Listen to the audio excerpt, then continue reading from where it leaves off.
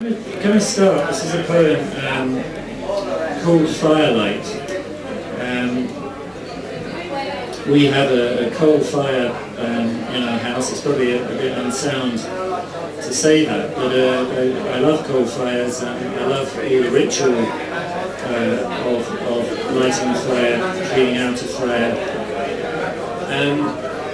And I suppose it's a sort of conventional enough image of domestic bliss. The hearth, sitting by the hearth, sitting by the fire. You really couldn't be more at home than when you are sitting by the fire. But it's always struck me that if you just sort of take a couple of steps forward, fall into the fire, say, you disappear.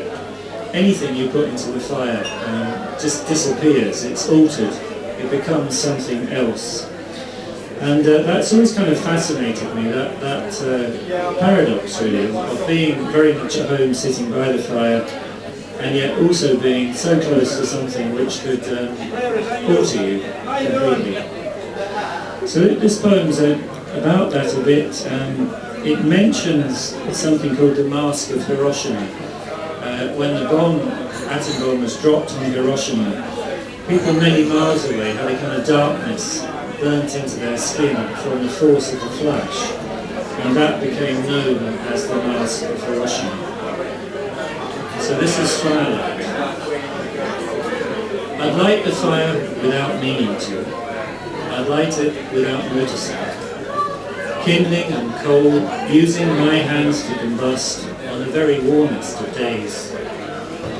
You in the light green chair, me in the dark green, we'd sit.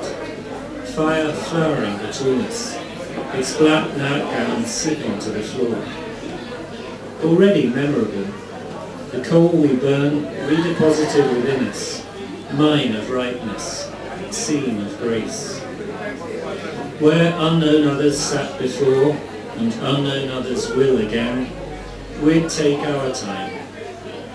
Fire privy to our intimacies, fire privy to the unspoken questions. What is the price of seclusion? What have we missed being childless? Its mild blast on our skin, always a reminder, a hint of a darkness burnt into human skin in suburbs far from an explosion. Mask of Hiroshima, shadows scorched into all our flesh. Good servant, bad master, fire insists. Last thing, we'd lie awake and watch dying flames infiltrate the bedroom and dapple the walls. We'd hear the soft tock as clinker hit the pan. The sudden flare might send me stumbling to check all was well. I'd hurry back, sobered, in violation of a privacy. To see the fire gently collapsing, talking to itself, heating empty chairs, was to know what the world would look like when we're not there, was to be thin air.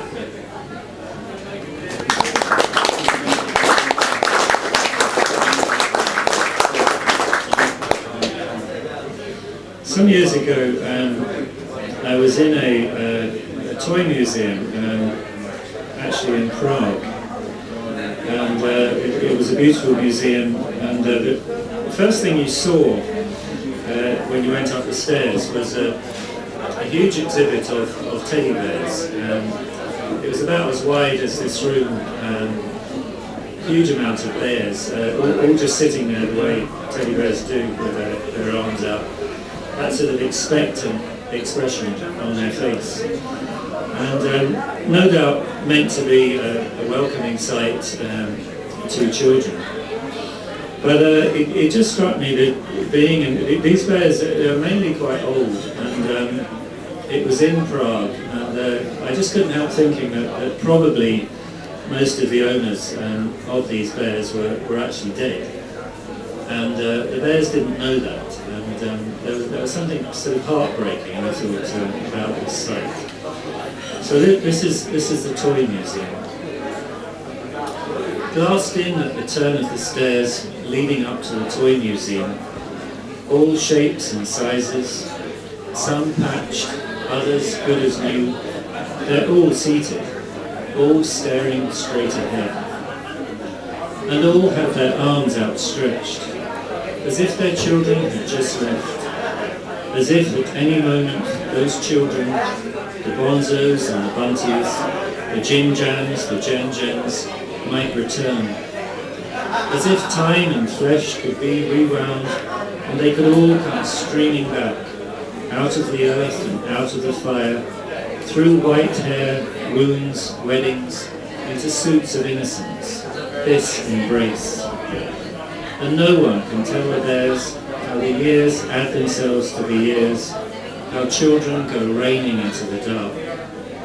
Love blazing off their golden coats, absence burning in their eyes, they stare on.